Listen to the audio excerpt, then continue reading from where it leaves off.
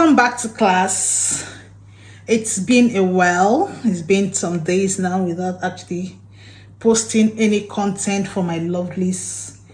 In my last video, we talked about tests that you can use to distinguish terms of a contract from mere representation, because I've said that the law sees a mere representation different from the terms of a contract, and it is possible or it is necessary for you to make this distinction because of liability and obligations under the contract. So I talked about at what stage that statement was made, if it was made at a preliminary stage or at a later stage of the agreement making process, whether there was an originally oral agreement that was later reduced into writing that will form terms of a contract, and where one party possesses superior knowledge, it will also be seen as terms of the contract. So apart from these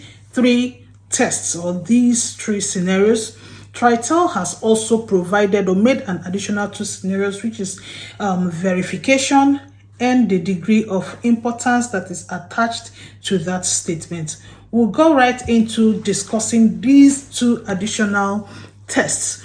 The verification will come into play where the person who is making that statement, I'm talking to you now, listen, the person who is making that statement to you is telling you that you should go and verify what he has said to you.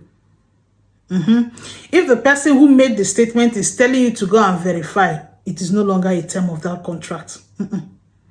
The law says if you are being asked, somebody has made a statement to you, you are in business, you're trying, you have all the intention, everything is on the table that you actually want to create a contractual obligation, and the person who is making that statement to you is telling you to go and verify it, it is no longer term of that agreement. But if the person who has made that statement to you prevents you, maybe you have all the opportunities to verify it and the person prevents you by doing anything or omitting to do anything that is going to assist you in verifying that statement, for you to actually ascertain that that statement is true or false, it will form terms of that contract.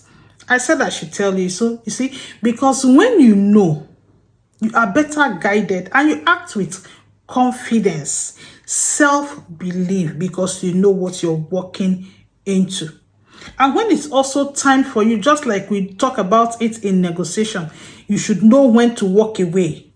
When it is no longer looking like the contract that you intended to go in, you should be able to make that decision. Okay, so the second one is the degree of importance attached to that statement.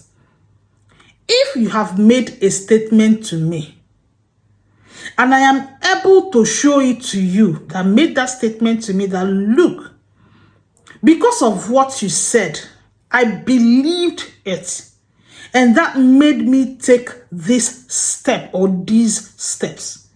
I believed in that statement, and that is why I agreed to create this contract with you. If I'm able to demonstrate that to you, that made that promise to me, it is going to be a term of that agreement. Okay?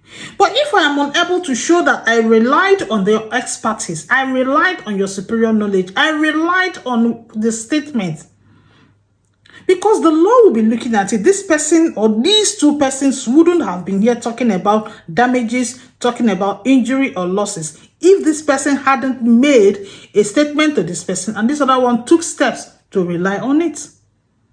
So when you're able to show that you acted based on what that person has told you, my dear, you can hold on to it as a term of that your contract.